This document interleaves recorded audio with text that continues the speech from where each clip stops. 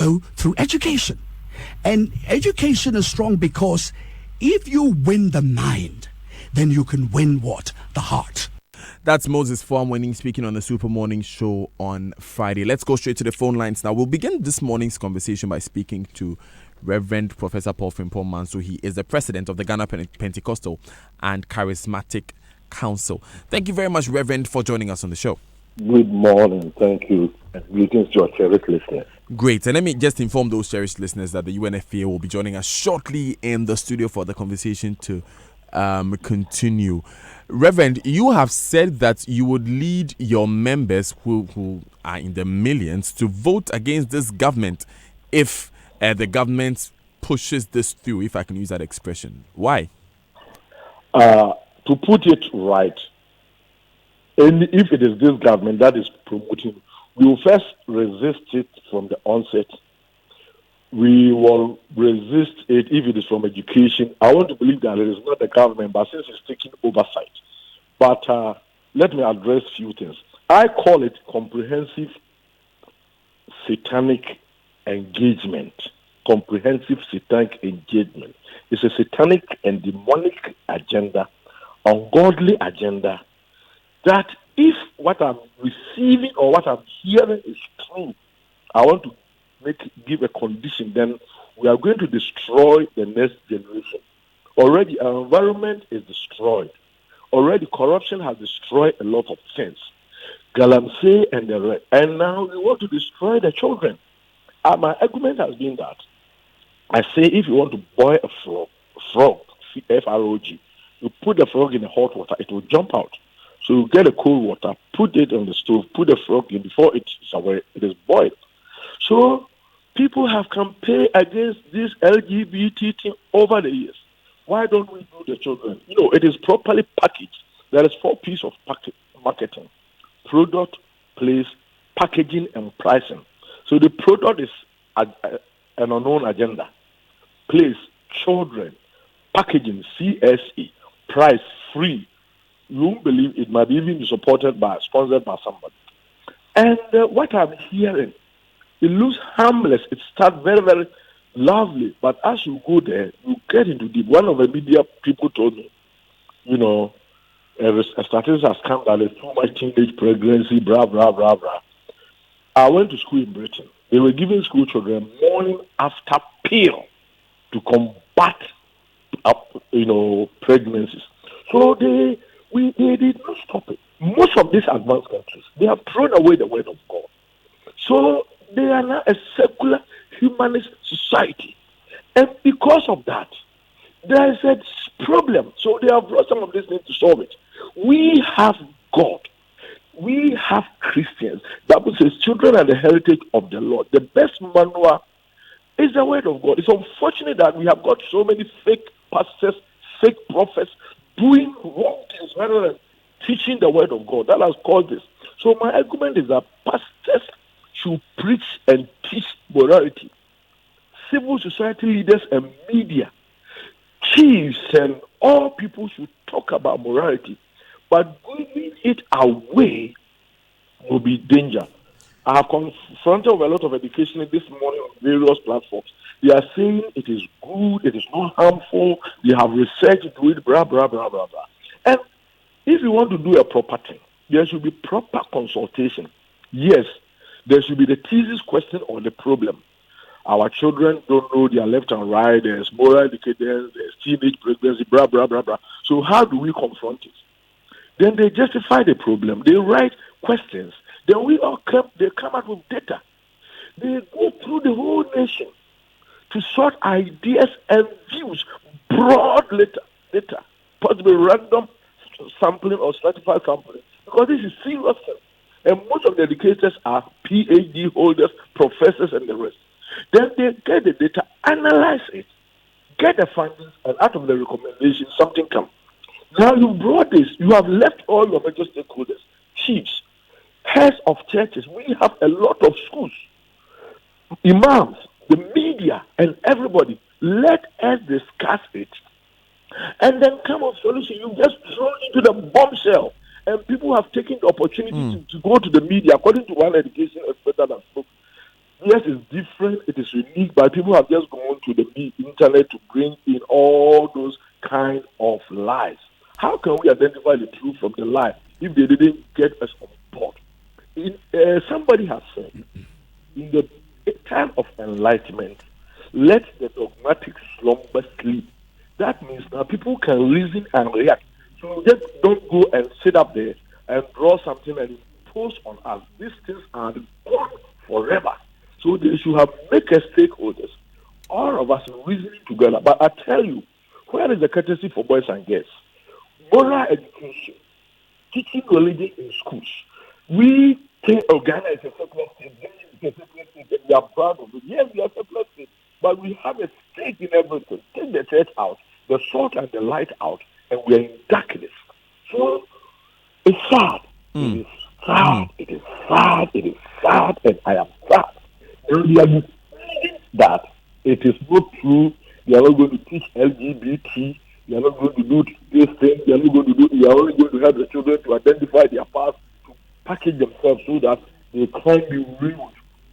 D.L. Moody, one of the greatest evangelists have ever said. He said, he met somebody, and he said, if you want to ask a young man, tell him one important thing, what will you tell him?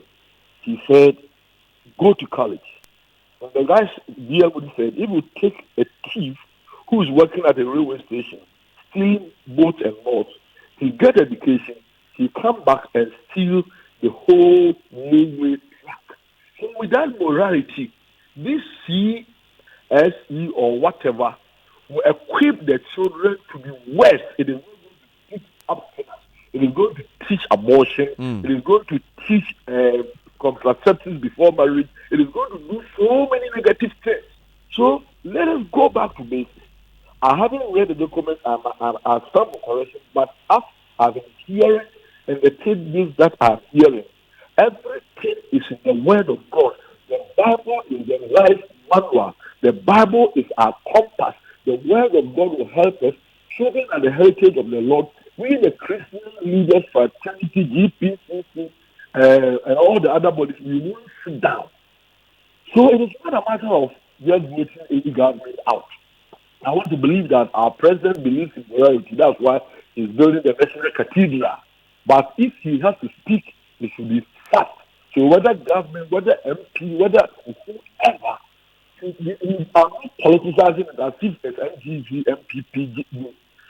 But if that government will keep quiet, the people to sneak this thing in, we will show them, we will give them a red card. Even though that is not what we want to do. Because the best thing is to redraw it.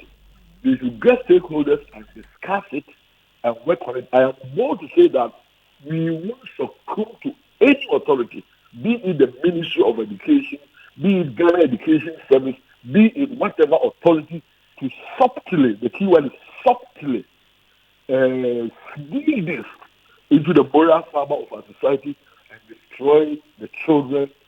The education, there are all these of classrooms, all these of other things. Now that people are doing computer and rocket science, and we are want to bring us back to do this thing. No way. Reverend. So I'm very alarmed. It is heartbreaking to learn that your children are going to learn how to use condom in school, how to even change your sex, how to do this, and that how to accept them. We won't accept them.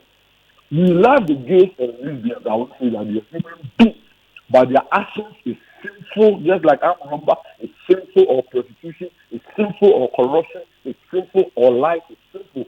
We love them, and we wish they would get repented, but we should not use this system to validate and approve such a sinful and demonic system that is gradually creeping into our nation.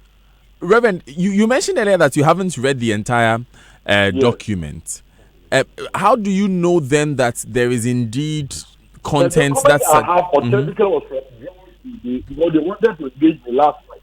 So I said I haven't read it and I don't want to engage in that argument.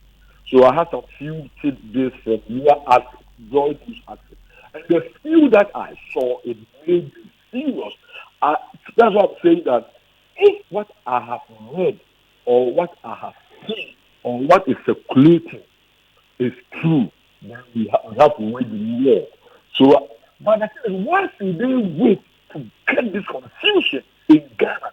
Why would they not even engage the stakeholders first? Why would they not discuss it with us for us to express our fears and then they disarray it and then conclusively we all come on board, but they just want to throw it into the middle to bring all this confusion. Rev, since you heard this and this discussion began last week, have you contacted the education authorities to get the details of exactly what's going on in the classrooms? I heard it through the media. I made some inquiries and I was told it is not true. And I have waited, and today, thank God, I have had some discussions with some of the education and the platforms. They are not saying it is not true, but they are saying that the content that is floating on the internet is different from what they have. They have moved into our culture, they have moved into A, B, C, and D, and it's unique for Ghana, and so blah, blah, blah. But what should we wait? But at the moment, I'm trying to contact GPCC office and in Kumasi to connect with the minister and his team for them to have engagement with not only GPCC, but all Christian bodies, the media and people who matters to discuss this. Because we cannot throw the lives of millions of children into the limbo and destroy them. Finally, Reverend, you are, apart from being a head of the GPCC, a head of the Assemblies of God Church, and the Assemblies of God Church has schools. Have you received any complaints from any heads of your schools, any teachers, or any parents that such content is being taught in the classrooms? I don't know whether they have already started teaching it or they are yet to. My assumption is that it's a process, not an event. So probably they haven't reached there. If it had, then I will have heard it. But I don't know. I haven't received any comment direct from any of our schools or any of our units. So I think, so what I'm trying to do is preventive measure. Right. There's a difference between prevention and curative. So if it has gone there, that is curative. We will cure it. But now we wish whatever level it has reached, it's better to say no than just say, let the sleeping dogs lie. And then you say the hard one is always at last. So I haven't got any tangible or real complaint from anybody apart from me. And I haven't seen any hard copy or authentic document also from the Ministry of Education. So everything is based on condition. If it is true, if indeed it is, thank you. Is factual. If there's any evidence about that, that is where we will draw the conclusion. Thank you so much, Reverend Professor Frimpong Mansu. He is the president of the Ghana Pentecostal and Charismatic Council, GPCC. I'm going to speak to Reverend Dr. Opuni Frimpong, but Nii Ojolape has joined us in the studio. He is resident representative of the UNFPA. Mr. Ojolape, thank you very much for joining us. Thank you. I want you to answer one question for me very quickly before I speak to Reverend Dr. Opuni Frimpong. Is the CSC currently integrated into our curriculum? Yes, legally, I'll say yes, because it has been adopted. That is the CSC curriculum. There are several issues involved, which we must be very, very clear about. What document are they talking about? That's what I don't know. First, we need to get that very, very clearly. Okay. Which document are they talking about? I would let you explain the details of what you mean, but I just wanted us to establish very quickly that it has indeed been integrated because it's been accepted by our government, and that's the CSE guidelines. We'll stay tuned and we'll tell you exactly what's going on in the classrooms. Really, that's what this show is about. Reverend Dr. Opuni Frimpong is on the line with us. He's former General Secretary of the Christian Council. He's coordinator for Alliance for Christian Advocacy Africa. Reverend, thank you very much for joining us. Daniel, good morning. And let me say good morning to your cherished listeners. Reverend, we have this document and we have seen some subjects or some topics which may be taught in the classroom. What's your take on it? Yes, let me thank you, Joachim, for the opportunity. And must say that at the moment, as far as the comprehensive sexuality education is concerned, there's a public mistrust, and that public mistrust must be addressed. I have been to a meeting with the Minister of Education, in fact, with other religious leaders, Christian leaders, quite recently, just last month, Catholic bishops, Christian Council, Ghana Pentecostal Charismatic, even Muslim leaders at the Ministry of Education. And the minister told us that how the comprehensive sexual education is going to be implemented in Ghana is different from how it's being done in Canada, in some states in the U.S., in South Africa, and elsewhere, because government is aware of the sensitivity of their cultural and religious sensitivities, and therefore will not just pick everything wholesale. What, as far as I'm concerned, we haven't heard so far is what are the specifics? Where would the differences come from? Because elsewhere, CSE in Canada, a child in school can go back to the parents and tell you that even though I am a boy, I feel I am a girl in the body of a boy, and therefore, mommy, I am a girl. Now that is the beginning of transgender kind of thing. Now, what the minister wants us to believe is these are not the things that the Ghana comprehensive sexuality education is going to be. But so far, it seems to me we are not hearing the exact, the specific that Ghana will be different from Canada X, Y, Z. And I will wish somebody from Ministry of Education will help us to know the difference. But I have been to a meeting that the Minister of Education publicly had mentioned to us that what we are going to do in Ghana will not be the same as we have in Canada and elsewhere. Daniel. So, if Reverend, if you were to have a question for persons who are helping to develop the document, and I understand that this process is ongoing, what would your key question be about CSE?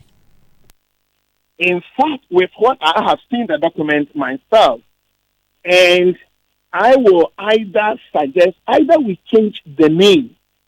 It's still within the reproductive health awareness. So either if the comprehensive sexuality is going to create this kind of problem, because people are aware, and you must know that even in the U.S., what is going on in Ghana is going on in some states. There are people who are also challenging the CSE in the U.S. So we must understand this Ghanaian feeling that if the name is what is creating the challenge, we may consider changing the name, or then come out very clear, the models, that we will go this way. We are not going that way. The fact that our children need sexuality education, we can't doubt that, because our girls, the menstrual cycle, for instance, they must understand. Some of them get stigmatization. Going back to school becomes a problem. Young people must know what they are going through, whether we like it or not. Now they have access to mobile phone and internet, so they are learning. And if we don't take it, they will learn wrongly. So that our young people must have some knowledge in sexuality. We can't doubt that. It seems to me that the resistance is coming from the connection between some of the, the lesbian, LGBT, and how the comprehensive sexuality education has been done elsewhere. So either we change the name, or there must be a very intense public education to draw the line. Else, the mistrust will create problem for us. Thank you very much, Reverend Dr. Opuni Frimpong. In fact, we had to pull him out of the lecture hall for that one.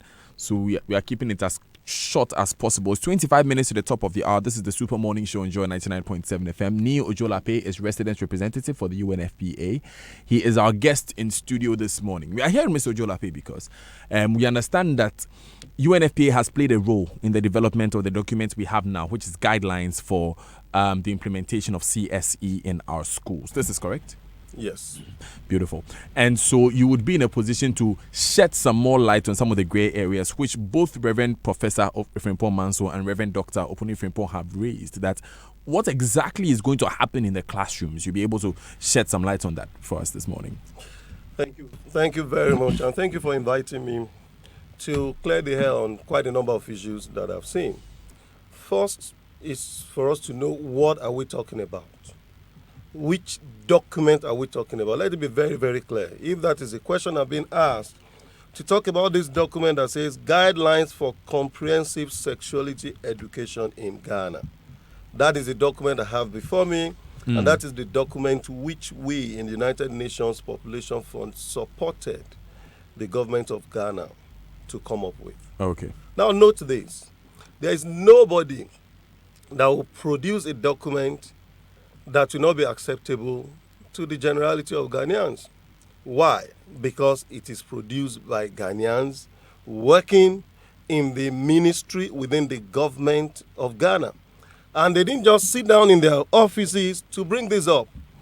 It was brought up after extensive consultations with everybody that should be a stakeholder. And I'll tell you the meaning of a stakeholder in the circumstances. We talk to parents, faith leaders, people who are working in education, teachers, and everybody. And at the end of the day, they came up with this document. And that document, I'll tell you what exactly is inside. Unfortunately, the professor, the gentleman that spoke first, said he has not even seen the document. So I don't even understand the reason for the hoopla.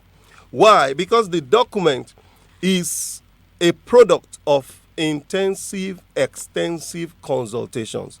And you can't tell me, for example, that we can't reach every individual. If you are going to be talking about an issue that has to do with football, for example, you don't go to a rocket scientist to come consult about the issue, that particular issue. So it is those who are professionals in the field or who are actors in the field who will be affected in one way or the other.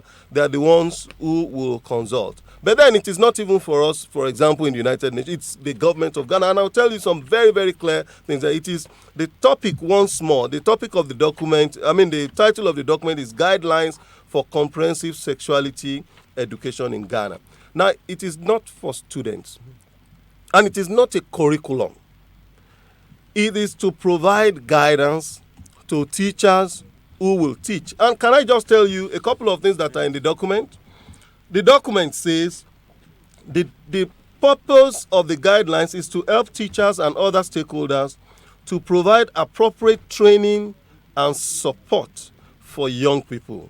Now, before this, because this is just an updated document compared to other documents that we have had in this country, there are several other documents that belie it that are at the background of it.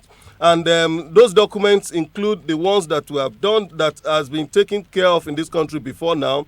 There is the population policy of 1969. So so that let us know as far back as 1969 and its subsequent revision in 1994. And because it's a continuous at the international level, we also have what we call Health for All by 2000, the Almaty Declaration of 1978. There is Education for All. There are so many documents that are belied it. So, for example, you want to ask everybody, do you know what the teacher in your children's school, do you know what they teach them in biology? These guidelines does not provide anything more than what students are already being taught in biology. That is one. That's talking about the physiological part. But that's not the only thing. That's not the only issue there. I'm going to tell you what this the module that this document recommends. There are several modules. I will just go through it. Number one, the first one talks about guidelines for school-based comprehensive sexuality and reproductive health education by grade and age. This document is going to be talking about personal hygiene. Then it's going to talk about values and society/social norms, what we believe in. The government is going to be talking about reflecting on our own attitudes. It's wide. It's also going to discuss recognizing whether something is fair or unfair, understanding interpersonal relationships, types and forms, seeking health care, human growth and development life cycle, religion and social values. So it talks about so many things that are wide-ranging, just beyond the issue of the comprehensive sexuality education that everybody is talking about. And it is graduated by age. You're not going to get a 4-year-old and talk to them about deeper sexual things than they know. It actually limits what you can talk to a child about, what we are going to teach them about. It also goes, it's as wide as issues that you see in civics, and it is not supposed to be taught as a subject. It's supposed to be mainstreamed into the current subjects that are currently being taught, and the teachers who are going to teach it, who are going to teach these things, they are not fools. They know what it is a guideline, and it is produced by Ghanaians for Ghanaians in Ghana. So they are not strangers. Those who have produced this document, it's not. I mean, they didn't just come from anywhere to produce this document. Which leaders did you consult? Leaders across. It's not me, and it is not us generally. It is the government who made the consultation. But this is a UNFPA sponsored project. You are aware that Ghana is one of the 6 program accelerated countries which are being sponsored by Sweden to implement this policy. Yes. Right? Yeah. And this is through Our Rights, Our Lives, Our Future. Right? No. Let's take it one by one. Okay. The issues that you want to bring into it. Let's talk about this document. No, I understand. I just wanted to raise a certain. No, you see, I just wanted to lay a certain foundation before we moved forward. Yeah. Right. So that's correct. When you said that some religious leaders were consulted, I'm surprised because the GPCC, if you go into a section of Christianity in the country, it's one of the largest groups. They were not consulted in the lead up to developing this document? Don't say so. I'm sure. I'm telling you, religious leaders were consulted, and this is you can go. It's a very simple thing.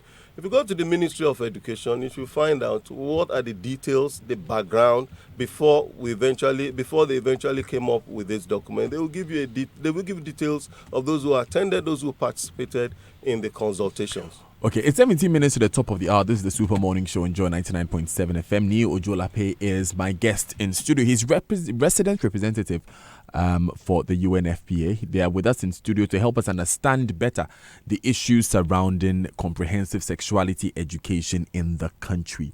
We'll be right back. Stay with us. If you have any questions, you can send them in. You're already sending in so many, for instance. Please ask the UNFPA representative, for instance, why, for instance, the document focuses on sexual pleasure and why a 9-year-old is being taught about dating and relationships. This is contained in the guidelines he's talking about. Also asked about the detailed breakdown of the modules. Thank you, Ralph in Germany. Ralph, if you are referring to the guidelines, I was hoping that you refer to the page of the guidelines so that we can ask them well. But we'll put that question to Mr. Ojolape when we come back. Stay with us. In a world where everything is changing around you, sometimes you need to turn to someone you can trust. You want to move with a change in safe hands, and we are here to help. At Societe Generale Ghana, we understand change because we have transformed and evolved. No matter how our name may change, 43 years of retail and corporate banking expertise never changes, ensuring stability and trust. Digital innovation as the world moves forward to help you adapt, upgrade, and keep up. Bank with Societe Generale Ghana and enjoy doing your banking your way, whenever you choose, in our digital zones with cutting-edge digital banking products and quality services. You deserve a better bank and great rewards. We agree, the world only moves because you make it move.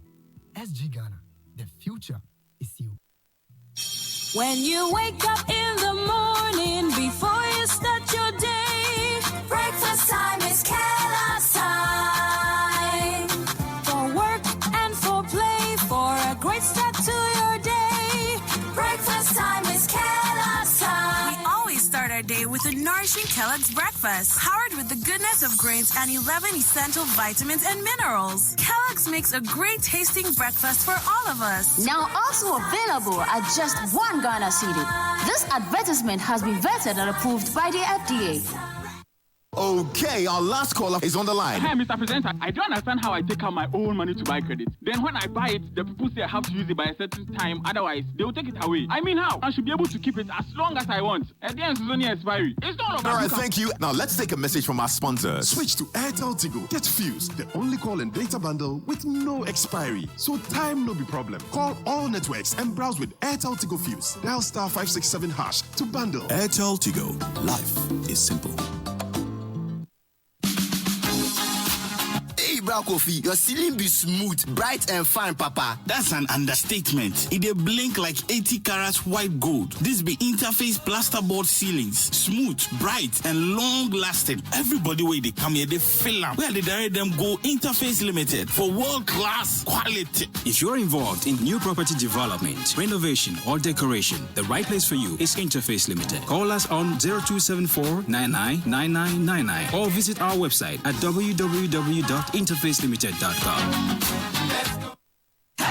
Hooray! The big surprise is here. Are you a parent, a guardian, or JHS student moving on to SHS? Are you hoping to buy all items enlisted in your school prospectus from one shop without moving from one place to another? Are you looking for quality and affordable items for your ward's SHS admission and wondering where? Look no further. Prospectus Ghana Limited, your one-stop shop for all school items, is here. Buy directly from our shop on the Graphic Road opposite to Ghana, or call and place your order. Service delivery is available. Credit is available for everyone. Workers from both the formal and informal sectors. For all enquiries, call 0302-955-050 or 0302-955-030. We are at Prospectus Ghana Limited on all social media handles. Website www.prospectusghana.com. If it's your school prospectus, then Prospectus Ghana is where Ghana shops.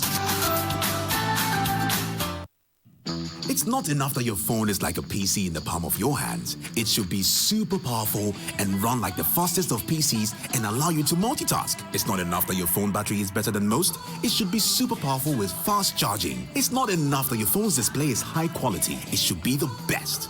Your own movie studio with a cinematic infinity display screen. Introducing the next level power phone for power achievers. The new Galaxy Note 10 and 10 Plus with an intelligent S Pen that turns handwriting into text instantly and a 30-minute charge to last all day. That's next level power in your hands. Buy now and get a 100% broken screen repair discount valid now till 31st December 2019. Terms and conditions apply.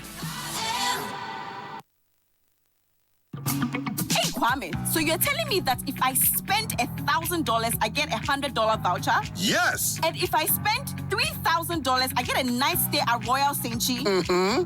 Are you sure? Oh, yes, and many more. With the Stanbic MasterCard Money Wallet, you get to do business and even shop anywhere. You can load up to 5 currencies: British pounds, US dollars, euro, South African rand, and Ghana cedis. I took the card on my last business trip, and just like that, when I got back, I went to relax at Royal Saint-Chi for a night. Hey! Oh, you don't know what is going on. Stanbic MasterCard Money Wallet. Bring home more smiles. Visit our Facebook, Instagram, and Twitter pages at Stanbic Bank GH for more information. Offer valid while rewards last in September and October. Stanbic Bank, moving forward.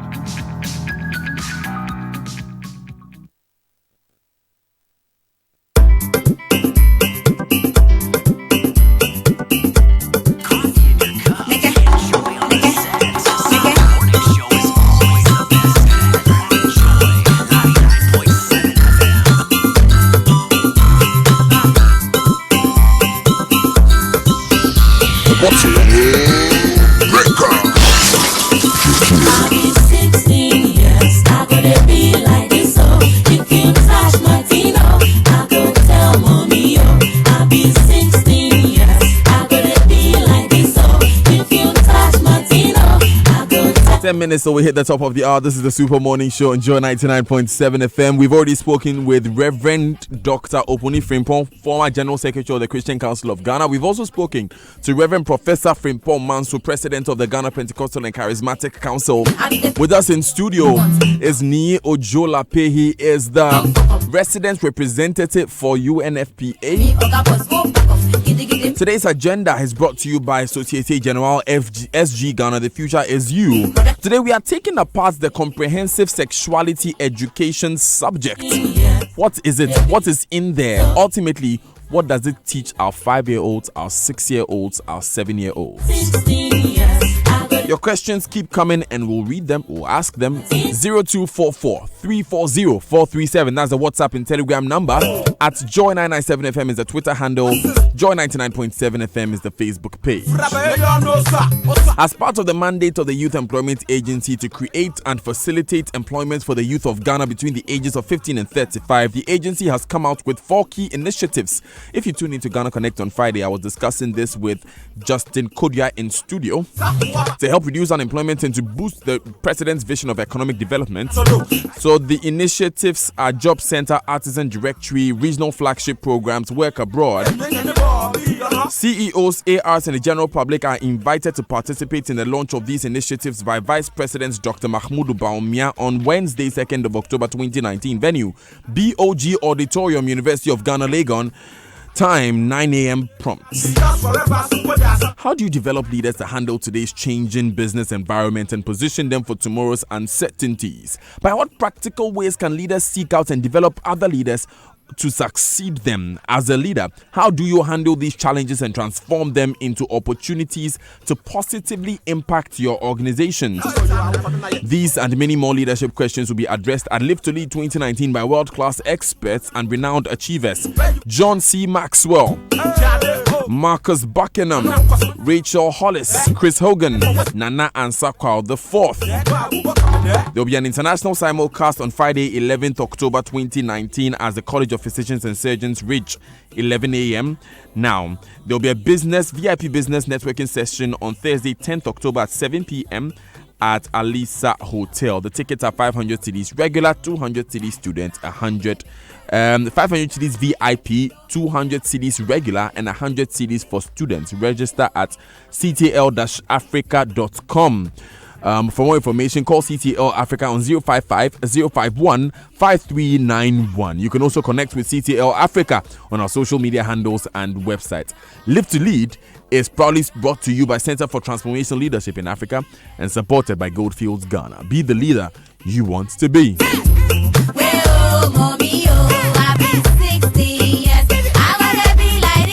Let me come straight to Ni Ojolape, 7 minutes to the top of the hour. So I want us to get this clear.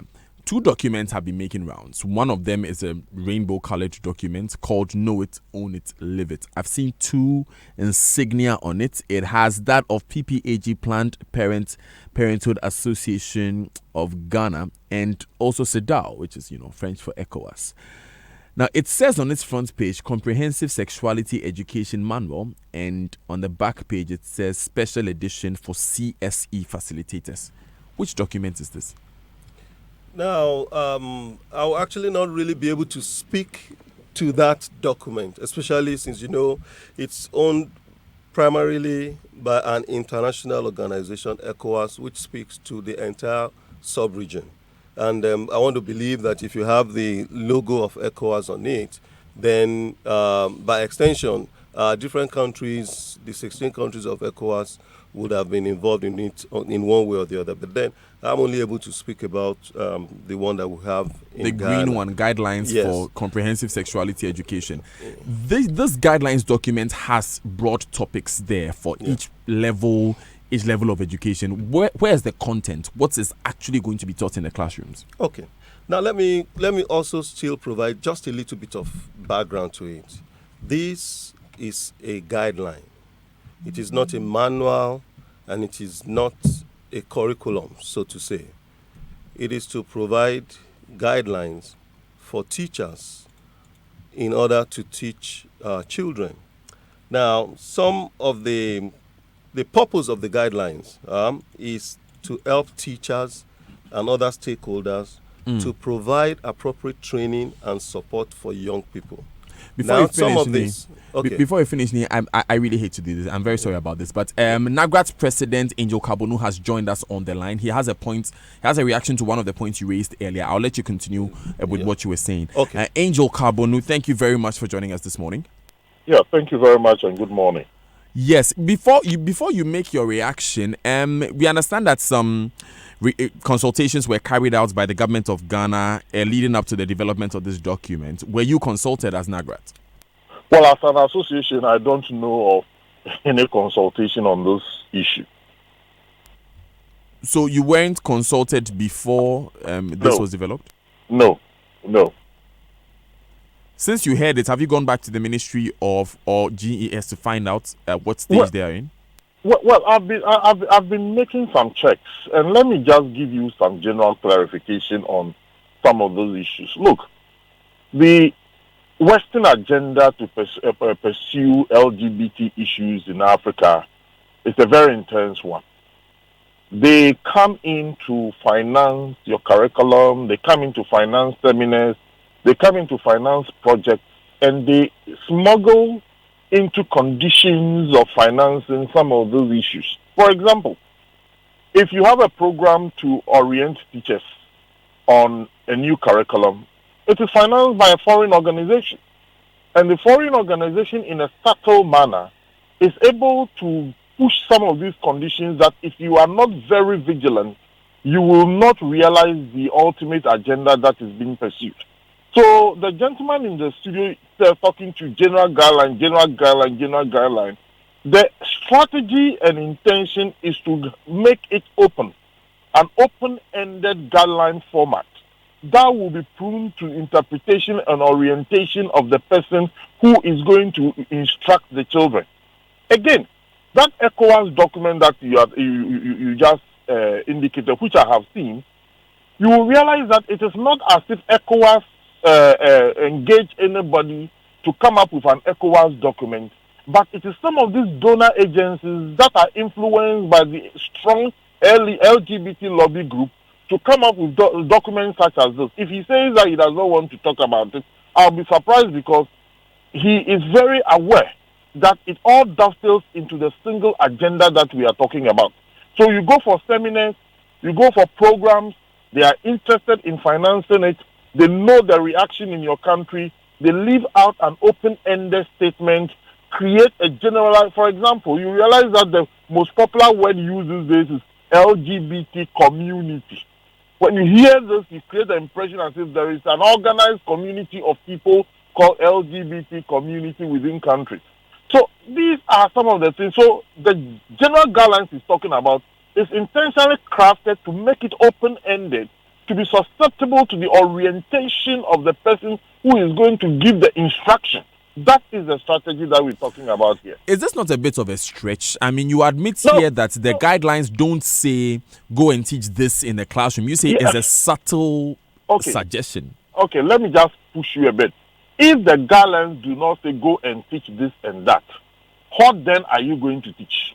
So, for example, if I, Mr. A, does have a certain sexual orientation and sexual understanding, are you telling me that the information and instruction that I give to the student is dependent on the level of understanding of the instructor? Is that what it is being said? So that when you go to 10 schools, the 10 schools are going to be teaching different things based on their orientation and their beliefs. Is that what it is? How then can you call this education?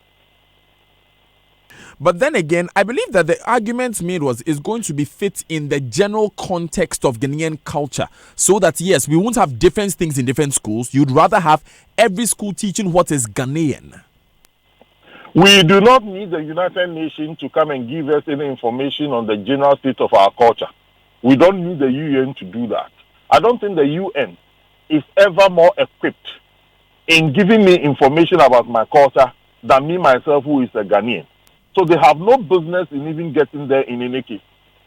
But look at the statements made by the former United Nations General Secretary in Addis Ababa, trying to encourage African leaders to imbibe into their concepts and their laws LGBT rights and so on and so forth. The UN itself has been held hostage by some of these organizations because the UN itself is largely sponsored by Western donors. Now, Mr. Kabonu, you are the leader of a huge lobby group within the country when it comes to the education space. What's the next step for you, having heard what you've heard? In fact, the whole of yesterday, I could not rest because teachers were calling me on this issue. If I show you my WhatsApp platform right now, you will be shocked about the reaction of teachers and finding out whether we are aware of some of these things being introduced in our schools. Again, most of our schools are faith-based schools established by the various missions. So, are you expecting that something like that will be taught in a Catholic school, a Presbyterian school, a Methodist school, or a Pentecostal school, and so on and so forth? So, I can even send you issues blaming me for participating in this curriculum issues. The unions have come out to say that the level of consultation that they should have done with us as unions, when we can even give them subject teachers to contribute, was not done. And you recall the controversy on the social studies subject, where they were trying to replace the social studies subject with history and so on and so forth. The actual consultation that should have been done was not done. So for me, please, as a teacher, a leader of a teacher union, I can only reflect the general views of my members. I can only reflect the principles upon which I'm elected. And if my members are against this issue, of which I, as an individual, I'm also against, definitely will raise an objection to it. So if your teachers do not know of this, and you yourself, you do not know, does it not then suggest that this is a document that is being developed and is not going to be foisted on you in, say, a month or two? It doesn't matter the time. It does not matter the time. If eventually it will be made manifest, then we ought to be concerned. And indeed, I congratulate the people who are raising objection and opposition to this document. Look, listen to me, my brother. The fundamental question we need to ask ourselves: what level of sexual education does a child need at whatever level he or she finds him or himself? Are we teaching the children how to engage in sex, or we are teaching about the children to be mindful of certain development that happen on their body? If you want to teach biology, is this what biology teaches? So sometimes they come in and create a very the manufactured deodorized words, attractive generalized words, and if you are not very meticulous in getting into the details, you can be swept by some of these strategies. They are very, very cunning, I'll tell you honestly. They are very, very, very cunning. So if you see this on the curriculum in, let's say, 3 months and you're required to teach it, as a teacher, would you teach it or encourage your members to do so? Well, in the first place, looking at the hue and cry, it will not even appear. It will not even be in some schools, I can assure you. What if it does? As I indicated to you, let me tell you, if you give me your WhatsApp number right now, I can send you reactions from teachers and some people on this matter. I can assure you that they have a very tall order to follow in pushing some of these agendas in this country from the reactions that I got over this weekend. So what you're saying is that teachers would not allow these things to be taught in the schools? I can tell you that most teachers will not be teaching it from where I sit. Thank you very much, Angel Carbonu, for joining us. He's president of the National Association of Graduate Teachers, NAGRAT. Joy Business Minutes comes off now. When we come back, Ni Ojolape will continue. Another week of the Joy Business Minute with Karen and Darrell. The Chartered Institute of Accountants Ghana says members that were recently fined after investigations into the collapse of some banks have a grace period of up to January 2020 to pay the fines. The institute has warned it will be forced not to renew their licenses for the year 2020 if they fail to comply. The Ghana cedi saw its strongest gain in a month in terms of quotes offered by banks. The local currency closed last Friday selling at 5 cedis 46 pesos, which might be one of the highest gains in value in a long while. The National Petroleum Authority, in collaboration with the Association of Oil Marketing Companies, has adopted a digital strategy to deal with challenges of fuel adulteration and smuggling in the country.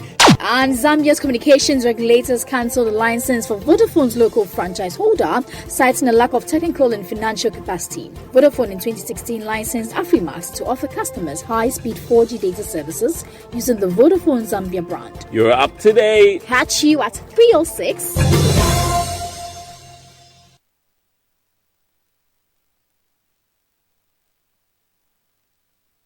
At Afrodan, we believe that many of the problems people have with their health is as a result of the way they sit. In other words, your chair can kill you. Here's Dr. Marcus Mann of the Chiropractic and Wellness Center. What you have to remember is that the spine is the lifeline to your body, and posture is the window to that spine.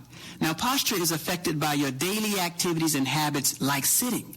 That's why at the Chiropractic and Wellness Centers, we recommend what I believe to be the best chairs available for preventing not only subluxations, but also other health problems that you may not be aware of.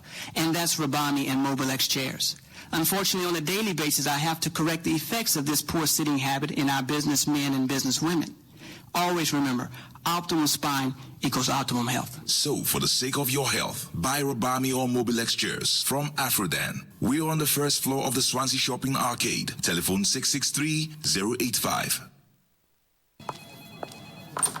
Good day, my one and only human resource manager. Good day, Abna. It just occurred to me, now that our colleague is no more, what's going to happen to his wife and children? Oh, that one. The company has the unique Glyco Group comprehensive insurance cover for staff. And the good news is that Glyco Life has already paid a claim for our late colleague, so his family will be well taken care of financially. Wow, this is so relieving to hear. Yes, the Glyco Group comprehensive plan provides a 24-hour adequate group life cover for employees or members of associations. Should any employee be injured in an accident, suffer disability, terminal diseases like heart attack, stroke, kidney failure, or even death, Glyco Group comprehensive plan will pay substantial benefits to them or their beneficiaries. Moreover, the plan also takes care of our company's legal liability under the Workmen's Compensation Act. Abna, close your mouth. Amazing. Keep up the good work. So, my fellow corporate human resource managers and executives, call Glyco Life on 020-222-113 or 050-125-6336. Email to customer services at glycogroup.com or grouplife@glycolife.com to have your employees covered under the Glyco Group Comprehensive Plan. Let's go, My name is Kwame Sefakai, and most of you know me as a media personality, but I am also a family man. The UMB mobile banking app, UMB Speed App, saves me so much time by letting me do almost all of my banking transactions on my phone. The cardless withdrawal feature allows me to withdraw cash from any UMB ATM without an ATM card. I can also pay bills, transfer money, request for a loan, invest money, and so much more. So now, I can spend less time at the bank and more time with the ones I love. Bank anywhere and anytime with a UMB mobile banking app, UMB Speed App, and get the time to do what you love most. Download the UMB Speed App from your Android, iOS, or Windows phone today. Call 0302-633-988 for more information. UMB Speed App, Digibank, let's go!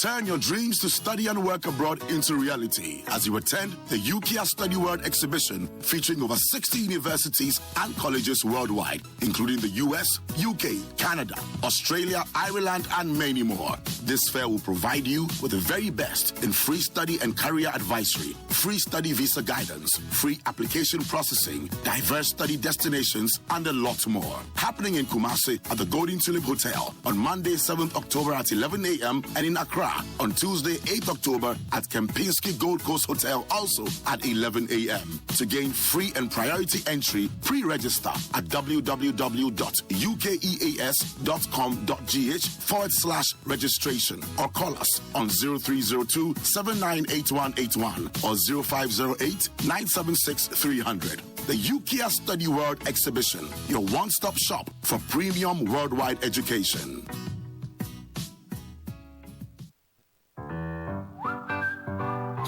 Health is life, oh. If you play around with yours or your child's, it will cost you, papa. Everybody's going to tell you what to try, which could be far from the cure. But listen, whenever you or your child experience symptoms like feverishness, headache, and sweating, first, you need to test for malaria at the nearest pharmacy or health facility. And if confirmed positive for malaria, then the ACT, which is proven to fight malaria effectively, will be prescribed. One must do well to complete the full 3-day course of dosage. If test proves negative, further investigation should be done. Let's be serious with fighting malaria. Do the right thing.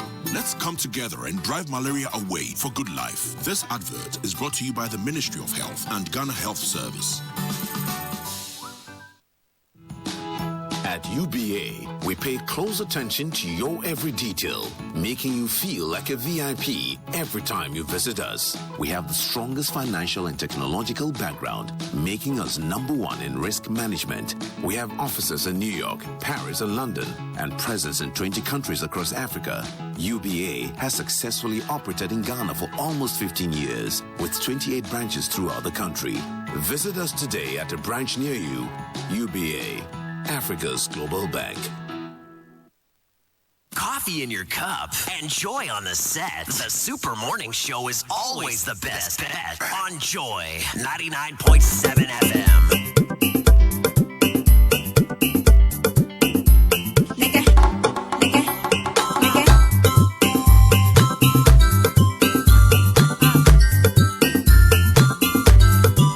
11 minutes past 9, this is the Super Morning Show on Joy 99.7 FM. Ni Ojolape is resident representative for the UNFPA.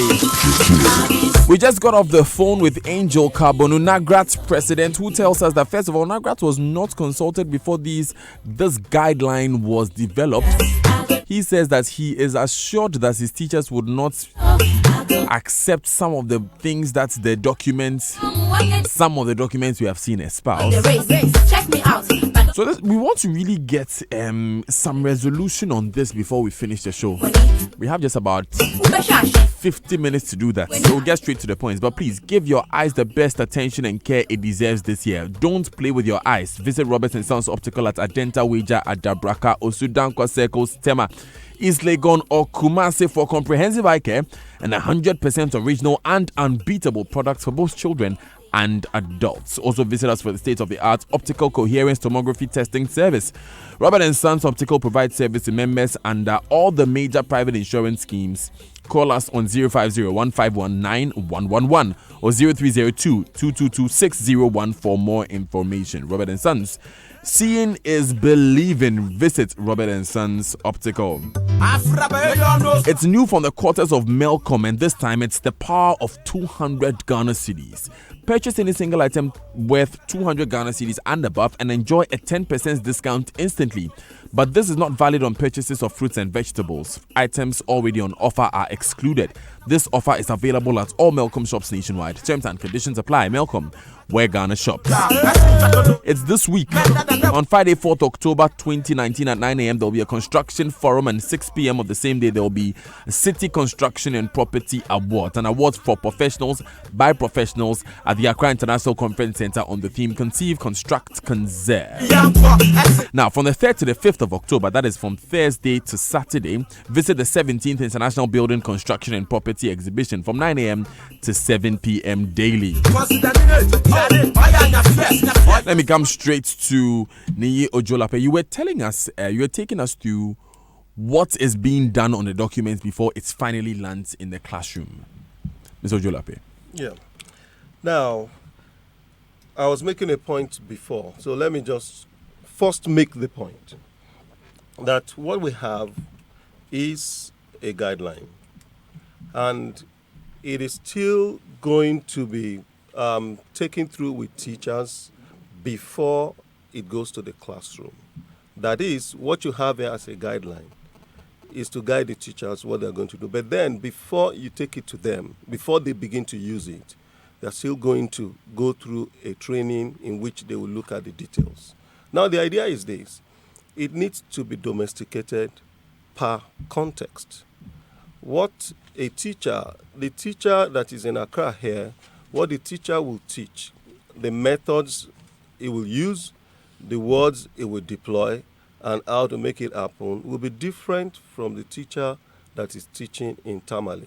Why? Because there are diversities in terms of culture, in terms of education, in terms of religion, in the two contexts. So the essence, primarily, is to first let the teacher know that these are general guidelines, but then they need to take it to the school and make sure there is a message that runs through it.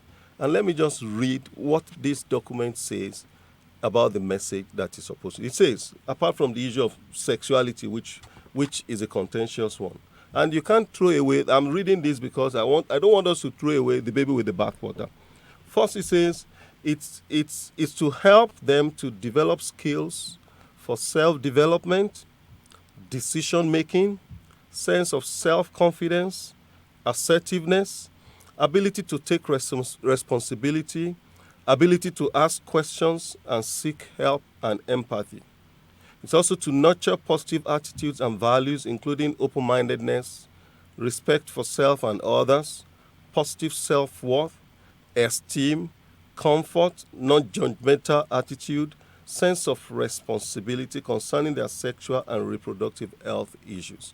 Now, the background to this is that these days, children have access to internet at certain levels. They have access to internet, and apart from the internet, there is the peers who also bring information to them.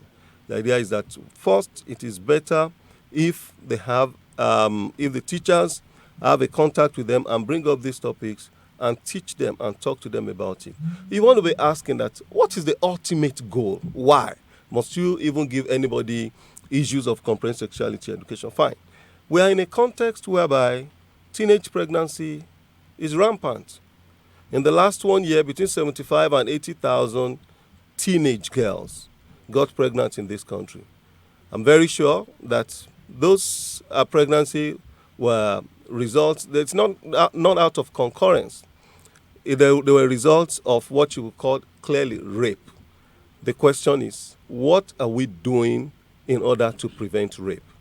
This comprehensive sexuality education will give a girl and also the boys the required information, as I've talked to you about. It talks about self-confidence, assertiveness, ability to take responsibility. In short, it will largely prevent rape. It will prevent teenage pregnancy. It will also enable them to take on the issues of their hygiene and take it on as appropriate. So that is the ultimate goal. And also because we have a problem of teenage pregnancy and rape in our society. And I think those are even more topical issues for us to get involved in, to begin to discuss, because these are issues which, if adequate attention, as it is being paid to this issue of comprehensive sexuality education now, if adequate attention is paid to those issues, then we will have lower incidence of it. Now, this entire document, the issue of the rolling out of comprehensive sexuality education is not going to, it's not just going to be done by just imposing it on people, because they are what we call the gatekeepers, and you will need to talk to them. All the people, and I appreciate all the comments that have been made, and the passion and the concerns that have been raised about the issue of, we don't want to teach our children bad things. I can tell you that I'm a father. I also don't want my children to be taught bad things.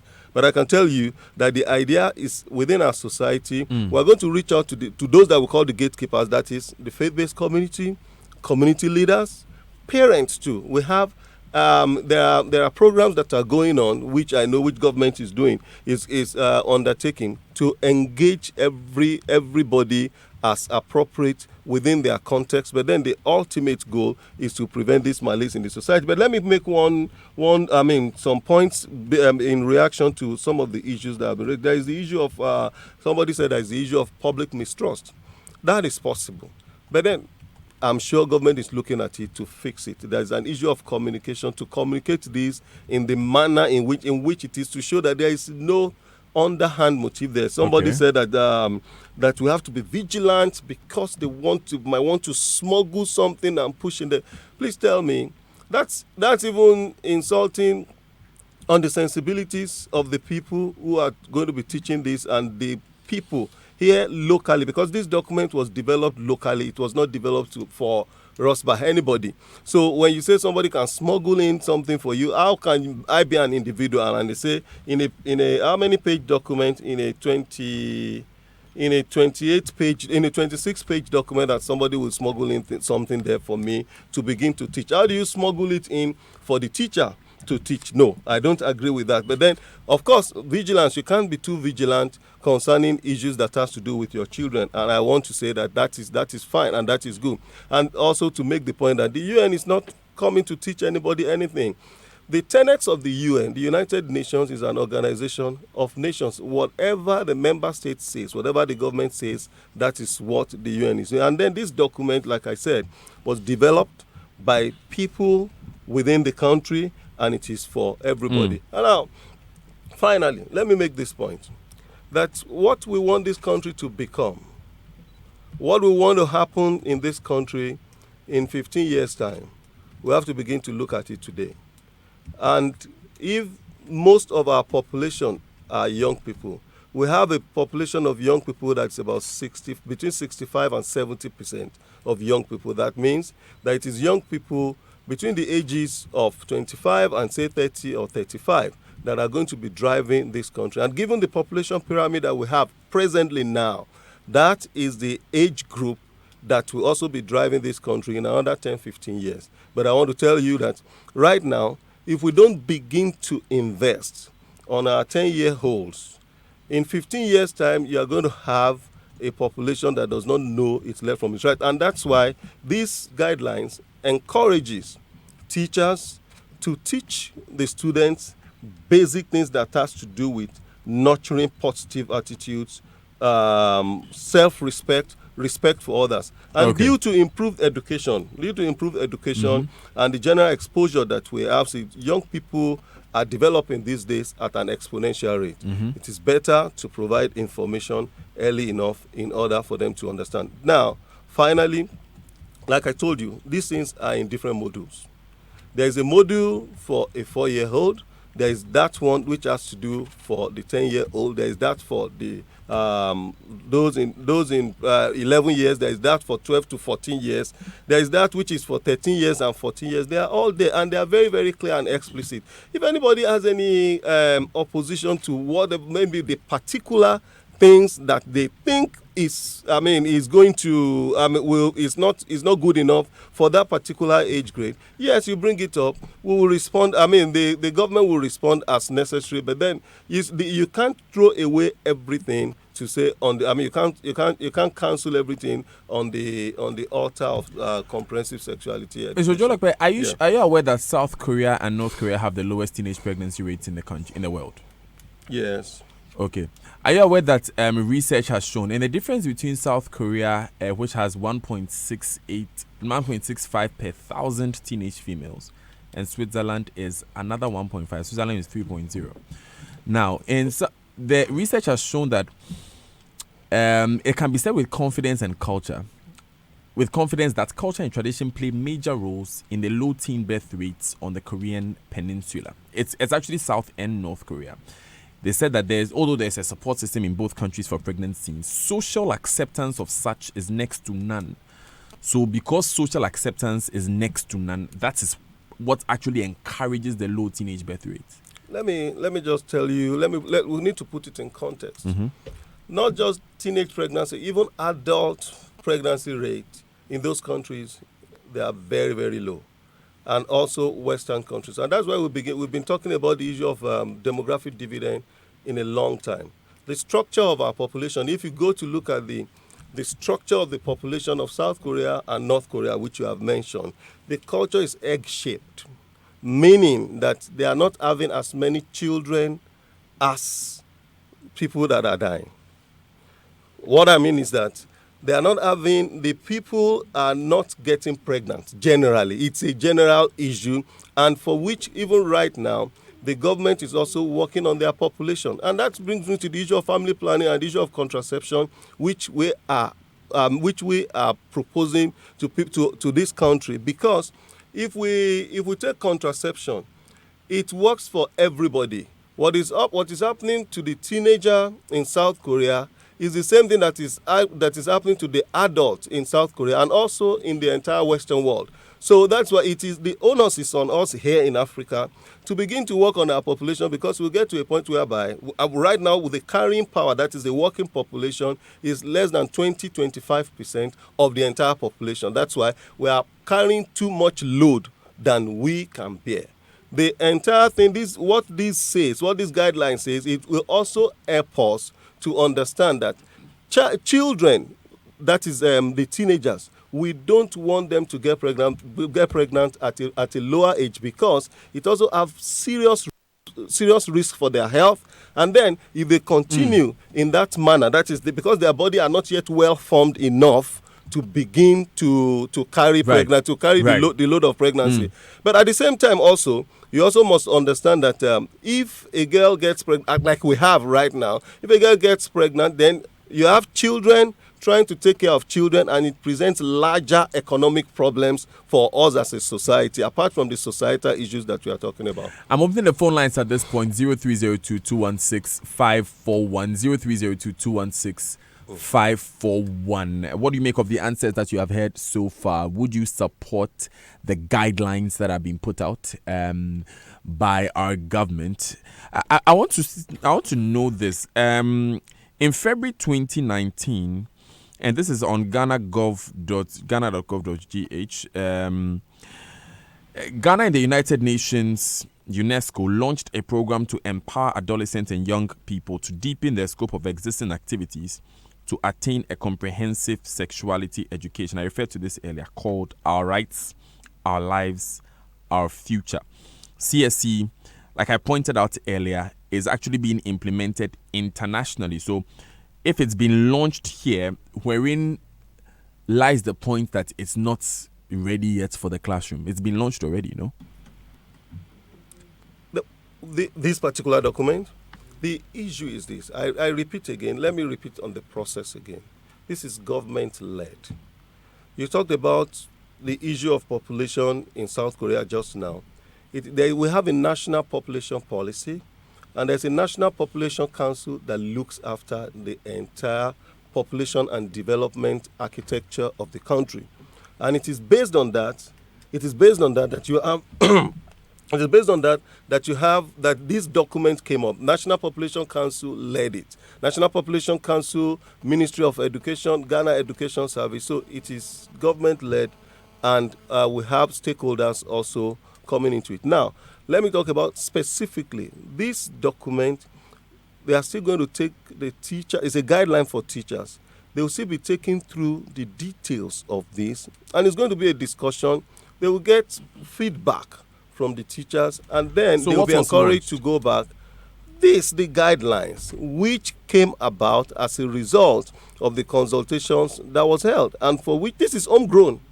It's not something that was imposed on the country by anybody. So what is homegrown? CSE as a concept? Not CSE as a concept. CSE as a concept is not. You see, and the Reverend the other time said that maybe we need to change the name of or what have you. The real issue is the issue that is the content of it. It's not the concept of CSE. I'm saying this particular document is what I'm calling as homegrown. It was developed here locally. Okay. So where's the detail coming from? What do you mean by detail? The detail for the outline we have, the guidelines we have. You mean the modules? Where's the detail? What would enter the classroom? Where is it coming from?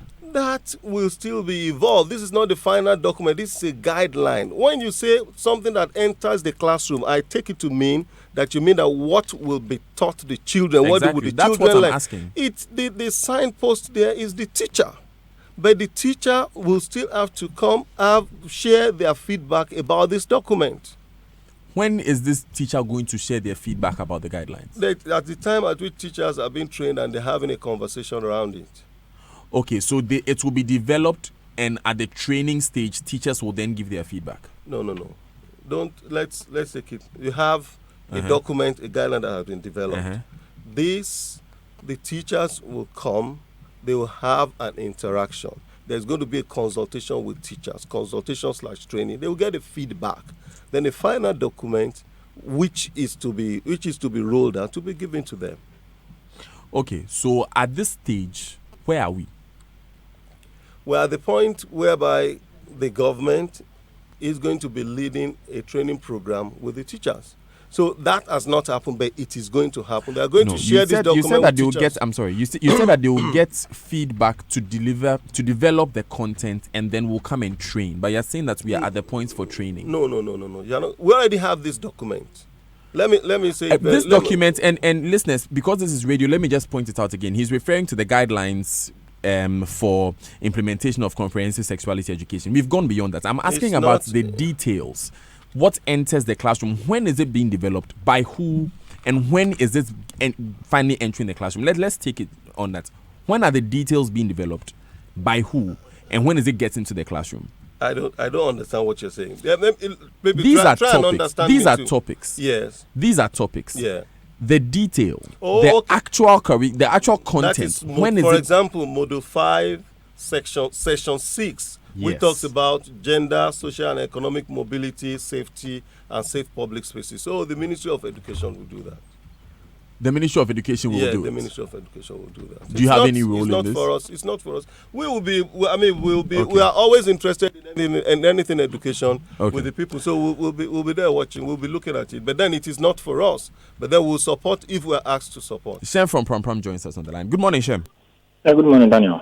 Let's hear you. I would want to ask me some questions. I would want to ask him what has really gone amiss for all this to happen. Teenage pregnancy, so you want to bombard our kids with all this tea. I'm very disappointed in his delivery. Like saying it's homegrown and all that. We were all here. We know what happened to Kwame Nkrumah, CIA, and all that. Using its own people, Gaddafi. We've all heard that. And so when they talk as if like they have kids and they are doing this, come on. Ultimately, we know where this thing is headed to. We all know. Amidst everything that can be taught in the classroom, we choose add this to it. Why not teach them something that will give them economic power? We're going to teach them about how to take contraceptives and all that. Come on, we know all this is geared towards a certain sphere. When kids take contraceptives, obviously, pharmaceutical industries are going to make money. You see, it's a chain of events. It's not a conspiracy theory. It's a chain of events. And if you like, they should seek our opinions, we the public, our opinions, and see whether they would even get 2% of the populace who say that they want this. They wouldn't get it. So why? Thank you very much, Shem, for calling. Augustine is calling from McCarthy Hill. Good morning, Augustine. Good morning, Augustine. Good morning, Daniel. Thank you for discussing this on your medium. I just want to ask, I think your guest in the studio is pointing out that the whole idea of having this CSE thing is to deal with teenage pregnancy. If that is the case, can't we have a comprehensive way of dealing with it rather than this? I think if you listen to them and you hear from them that there's a subtle motive behind all of this. Why are we doing this? So I'm looking at the document. One part of them, Model 4, Section 3, relationship, friendship, dating, courtship, to be taught at Primary 5. Primary 5, teaching them dating and courtship. Yes, things have changed. The world has evolved. They will learn. But what happens to morals? What happens to culture? If they want to bring these things into the country, it should be in the space within our culture. How do we deal with it?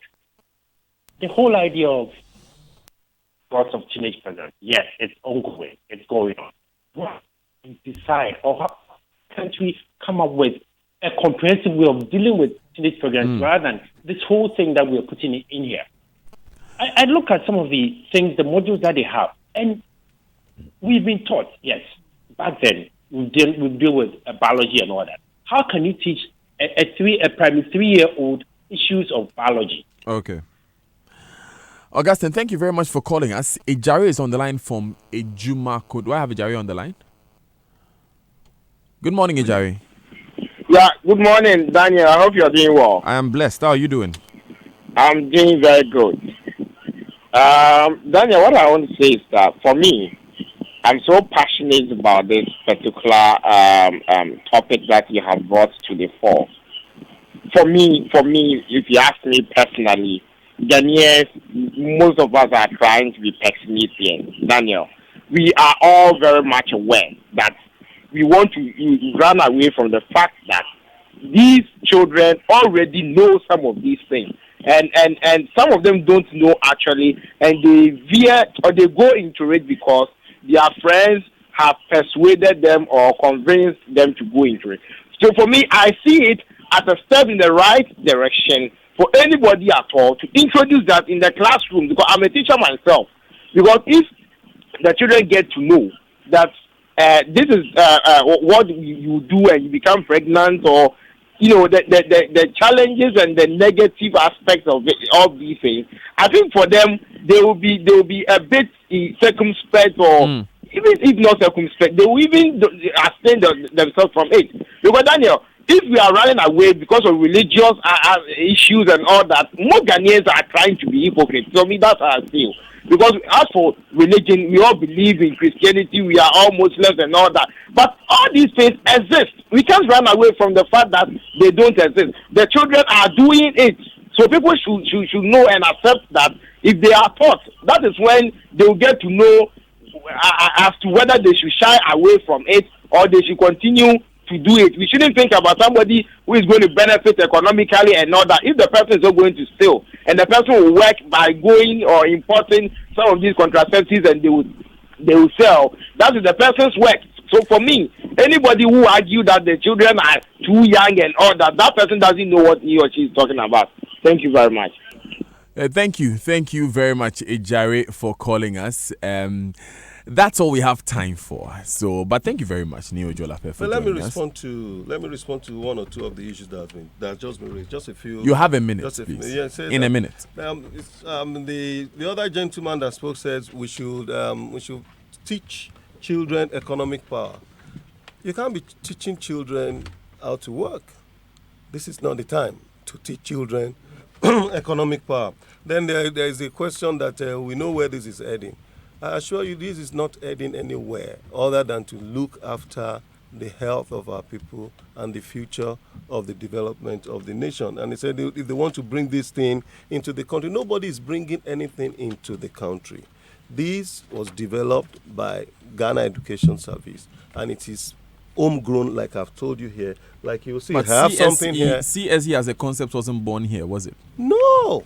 It was introduced. It's been introduced globally, isn't it? You are talking about the name. The issues that you have in CSE, they are homegrown. They are issues that were born here. We are talking about how to work on people to be confident. I'm talking about the objectives. I'm talking about the objectives of what was launched by our education minister together with the UNESCO Director General. No. That's what I'm asking. Comprehensive sexuality education is just a name. You heard somebody say the other time that maybe we need to change the name. We have been looking at this thing in this country for several years. Go and look at what we have before now as a population policy. All of the elements of this thing are already there. This is Adolescent Sexual Reproductive Health and Development, the source book for teachers. It's full. It was developed by Ghana Education Service. It has full details of what to be taught and what needs to be taught. And it's something for the development of the nation. It's not anybody's agenda. To what motive will it be if you have something there that is that you want to be hiding? No. Right, thank you very much, Ni Ojolakpe, for joining us this morning. He is the resident representative for UNFPA, bringing us to 22 minutes to the top of the hour. This is the Super Morning Show. Have your questions been answered? Have they not? Let me know. 0244-340-437. We'll be right back. From importers to exporters, direct to indirect work.